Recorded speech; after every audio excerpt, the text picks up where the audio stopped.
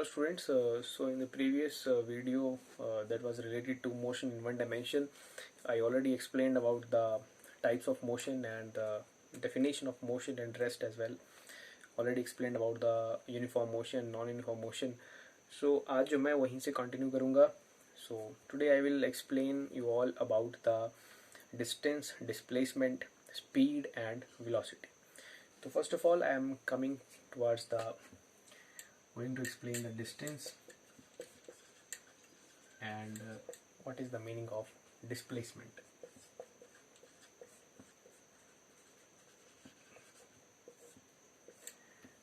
These both quantities are closely related to each other, but there is a significant difference between both of them. So what is the meaning of distance? Distance is basically the total path length traveled by a body.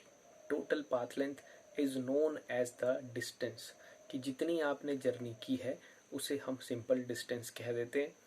And what is the displacement? It is the difference between the initial and the final position. That is known as the displacement. Distance है total path length और displacement है the difference between the initial and the final position. हम इसे एक example से समझने की कोशिश करते हैं. जैसे फॉर एग्जांपल मैं कुछ जर्नी कर रहा हूँ ए पॉइंट से सी पॉइंट तक और ए से डिस्टेंस है 3 किलोमीटर और ये है यहाँ से 4 किलोमीटर. तो मैं ए से चलता हूँ और सी पे पहुँच जाता हूँ. तो मैंने जो जर्नी किया है वो है, मतलब जो मैंने डिस्टेंस ट्रेवल किया है वो है 7 kilometres. And now I am coming to the displacement. Displacement is the difference between the initial and the final position. Okay, and this is always the shortest path. Displacement is always the shortest path. So what is the shortest path between A and C or A to C? That is AC. और इसकी value हम निकालेंगे Pythagoras theorem का use करके. 3 square plus 4 square that is equal to 5. तो AC की value मिल जाती है हमें 5 किलोमीटर. सो इस एग्जाम्पल में जो डिस्टेंस हमने ट्रैवल किया है वो है 7 किलोमीटर, मतलब total path length. And displacement जो हुआ है हमारा यहाँ पर, हम पहले ए पॉइंट पे थे और हमारी फाइनल पोजीशन सी है. तो ए और सी के बीच का जो डिस्प्लेसमेंट है, जो डिफरेंस है, that is 5 kilometre. Because displacement is always the shortest path. Okay, तो ए और सी के बीच का जो शॉर्टेस्ट पाथ है वो इसकी यहाँ पर डिस्प्लेसमेंट होगी, दैट इज 5 किलोमीटर्स. ये जो डिस्टेंस और डिस्प्लेसमेंट है, डिस्टेंस एक स्केलर क्वांटिटी है, डायरेक्शन के ऊपर कोई डिपेंडेंस नहीं है, जस्ट जो भी टोटल आपने पाथ ट्रेवल किया दैट इज योर डिस्टेंस. और डिस्प्लेसमेंट एक पाथ डिपेंडेंट, ये एक डायरेक्शन डिपेंडेंट क्वांटिटी है. सो डिस्प्लेसमेंट आपके डायरेक्शन के ऊपर भी डिपेंड करेगा. किस डायरेक्शन में आपने अपना जर्नी किया है उसके ऊपर भी आपका डिस्प्लेसमेंट का नेट वैल्यू डिपेंड करेगा. डिस्टेंस एक स्केलर है, डिस्प्लेसमेंट एक वेक्टर है. डिस्टेंस का यूनिट मीटर में है और डिस्प्लेसमेंट का भी मीटर में ही आएगा, या जो भी है सेंटीमीटर में आप कन्वर्ट कर सकते हैं सीजीएस में. और दोनों का डायमेंशन फॉर्मूला बिल्कुल सेम होगा, लेकिन डिस्टेंस इज अ स्केलर और displacement is a vector. Distance जो है हमेशा या तो डिस्प्लेसमेंट से बड़ा होगा या उसके बराबर होगा, लेकिन डिस्प्लेसमेंट कभी भी जो है डिस्टेंस से ज़्यादा नहीं हो सकती है. हो सकता है डिस्प्लेसमेंट डिस्टेंस के बराबर हो, लेकिन कभी उससे ज़्यादा नहीं हो सकती. फॉर एग्जांपल कब वो सेम होगी? मान लीजिए आप एक स्ट्रेट लाइन डिस्टेंस ट्रेवल करते हैं ए से बी तक का और यह है 2 किलोमीटर्स का. तो यहाँ आपका जो डिस्टेंस आपने ट्रेवल किया है ए से बी वो है 2 किलोमीटर्स और यहीं पर आपकी जो डिस्प्लेसमेंट है वो है 2 किलोमीटर्स. तो इस केस में आपका डिस्टेंस और डिस्प्लेसमेंट जो है सेम हो जाता है, लेकिन कभी भी डिस्प्लेसमेंट डिस्टेंस से ज़्यादा नहीं हो सकती है. You should kept this thing in your mind. ये है डिस्टेंस और डिस्प्लेसमेंट. और इन्हीं दोनों क्वांटिटीज़ का हेल्प लेके हम दोनों ही क्वांटिटीज़ स्पीड और वेलोसिटी को डिफाइन करेंगे. सो आई होप अभी तक आपको ये डिस्टेंस और डिस्प्लेसमेंट जो है दोनों ही समझ आ चुके होंगे. So I am just coming to speed and velocity. Speed और वेलोसिटी में जो स्पीड है वो आपके पास एक स्केलर क्वांटिटी है और जो वेलोसिटी है वो एक वेक्टर क्वांटिटी। स्पीड का मतलब क्या है कि what is the total distance you travelled with respect to the time, that is known as the speed. Okay, तो स्पीड का जो फॉर्मूला है आपके पास, that is distance travelled with respect to time और the time taken to travel that distance. ये जो distance upon time आ रहा है ये आपको देगा स्पीड, दैट इज मीटर पर सेकेंड, ये इसका यूनिट हो जाएगा। तो यहाँ आप लेंगे distance upon time. Distance is scalar quantity, time is a scalar quantity, so you get speed and speed is also a scalar quantity. तो in speed you just take the distance, कि आपने कितना डिस्टेंस ट्रेवल किया है, किस direction में किया, ये मायने नहीं रखता। लेकिन जब आप वेलोसिटी की बात करेंगे, जो कि एक वेक्टर क्वांटिटी है, वेलोसिटी का एक्सप्रेशन होता है डिस्प्लेसमेंट अपॉन टाइम, कि आपकी टाइम के साथ क्या डिस्प्लेसमेंट हुई है, वो आपकी वेलोसिटी है। अब ये जो स्पीड है और वेलोसिटी है, डिफरेंस क्या है कि ये एक वेक्टर क्वांटिटी। तो डिस्प्लेसमेंट कभी कभी जीरो भी हो जाता है, तो आपका वेलोसिटी जीरो भी हो सकता है। ओके, लेकिन अगर आपने कोई डिस्टेंस ट्रेवल कर दिया है तो आपका जो स्पीड है वो कभी जीरो नहीं हो सकता। ओके, डिस्प्लेसमेंट जीरो होने की वजह से वेलोसिटी भी जीरो हो सकता है। मतलब आप यहाँ से चलते हैं बी पॉइंट तक, वापिस आ जाते हैं, आपका इनिशियल फाइनल पोजीशन एक ही हो जाता है, तो आपका डिस्प्लेसमेंट आपको मिलेगा zero. So in that case your velocity is also zero. Okay, तो स्पीड वेलोसिटी दोनों ही तीन तीन चार चार तरह की होती हैं, डिफरेंट टाइप्स की होती है। मैं आपको पहले स्पीड के डिफरेंट टाइप्स के बारे में बता रहा हूँ। स्पीड की पहली टाइप है uniform speed. Uniform speed, uniform speed का क्या मतलब है कि अगर आपने, मैं एग्जांपल के तौर पे समझाता हूँ, जैसे 1 मीटर 1 मीटर 1 मीटर, ये 1 मीटर का डिस्टेंस आपने एक सेकंड में ट्रैवल किया, अगले 1 मीटर का 1 सेकंड में, और अगले 1 मीटर का भी 1 सेकंड में, तो आपका स्पीड हुआ 1 मीटर पर सेकंड, 1 मीटर पर सेकंड एंड 1 मीटर पर second. Throughout that journey your speed is 1 meter per second. So in this case you are going with a uniform speed. तो अगर आपकी कंडीशन ऐसी है, आप ऐसे जर्नी कर रहे हैं, तो आपकी स्पीड कहलाएगी uniform speed. Now what is non-uniform speed? For example, you are traveling 4 meters with 1 second in 1 second, and 11 meters in 1 second, and next 1 meter in 101 meters in 1 second. So you have different values and you have same intervals of time, but your distance जो आप travel कर रहे हैं वो बिल्कुल अलग अलग है।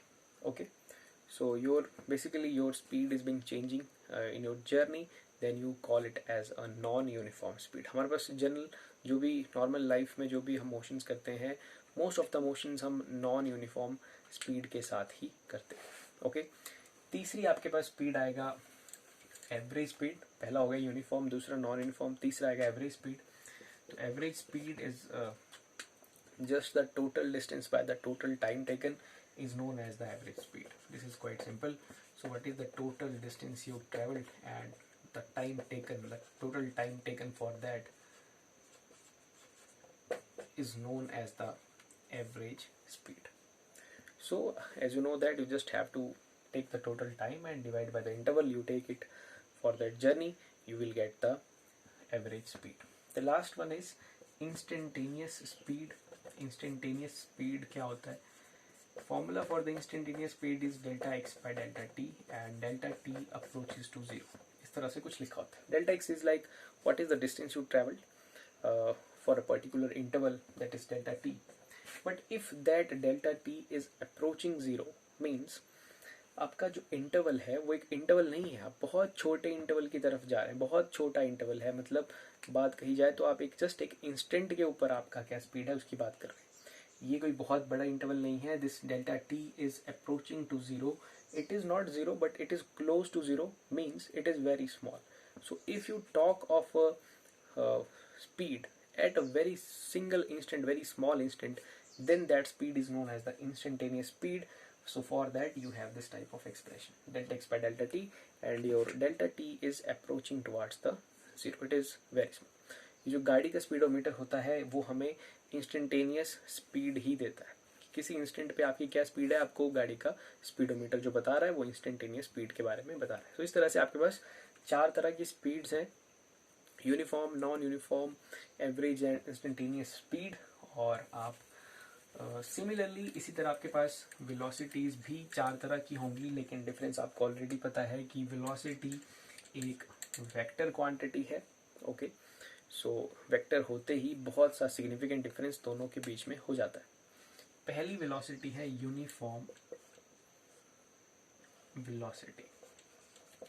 यूनिफॉर्म वेलोसिटी का मतलब है कि आपने कुछ जर्नी किया, जैसे वहाँ किया था 1 metre 1 second, 1 metre 1 second, 1 metre 1 second, 1 metre 1 second. आपका जो वेलोसिटी है वो है 1 मीटर पर सेकेंड, 1 मीटर पर सेकेंड। हर बार ए से बी तक जाते जाते आपका जो वेलोसिटी है वो है 1 मीटर पर सेकेंड। सो इस पूरी जर्नी में आपकी स्पीड का जो मैग्नीट्यूड था वो कांस्टेंट है, इट इज़ नॉट चेंज। लेकिन वेलोसिटी में हमें सिर्फ मैग्नीट्यूड को ही नहीं देखना है, हमें वेलोसिटी में डायरेक्शन को भी देखना है। तो अगर हमारा डायरेक्शन नहीं बदल रहा है, दोनों चीज़ों को ध्यान में लेना है। अगर हमारा स्पीड मैग्नीट्यूड के साथ साथ, वेलोसिटी के मैग्नीट्यूड के साथ साथ उसकी डायरेक्शन में भी कोई बदलाव नहीं आ रहा है, तो हम कहेंगे कि हमारा जो मोशन है, जो पार्टिकल मोशन कर रहा है, वो यूनिफॉर्म वेलोसिटी के साथ कर रहा है। ऐसा तभी पॉसिबल हो पाएगा जब आप एक स्ट्रेट लाइन पे चल रहे हैं। स्ट्रेट लाइन पे आप एक कांस्टेंट वेलोसिटी से चल रहे हैं और आपकी डायरेक्शन भी एक ही डायरेक्शन में है, then you will call it as a motion with uniform velocity. अगर आप 2 dimensional motion like circular motion अगर आप कर देते हैं और अगर आपकी जो वेलोसिटी है वो फिक्स है 4 मीटर पर सेकेंड, लेकिन आप हर जगह पे आपका जो वेलोसिटी का डायरेक्शन है वो बदल रहा है, तो आप इस मोशन को यूनिफॉर्म वेलोसिटी नहीं कह पाएंगे। अगर आपका डायरेक्शन भी बदल जाता है तो वो मोशन यूनिफॉर्म वेलोसिटी का नहीं हो पाता है, वो बन जाता है non uniform velocity. So if any of that magnitude and direction, कोई एक अगर बदल जाएगा आपके मोशन के दौरान, तो फिर आपका वेलोसिटी यूनिफॉर्म नहीं होगा, वो बन जाएगा नॉन यूनिफॉर्म वेलोसिटी। तो अगर मोमेंट ये डायरेक्शन या मैग्नीट्यूड दोनों में से कोई एक बदल जाता है तो आप फिर यूनिफॉर्म से नॉन यूनिफॉर्म हो जाते हैं। Third one is average velocity. It is like what is the total displacement you have, and this is the total time interval, या टाइम इंटरवल आप ले सकते हैं या टोटल टाइम भी आप लिख सकते हैं, टोटल टाइम टेकन।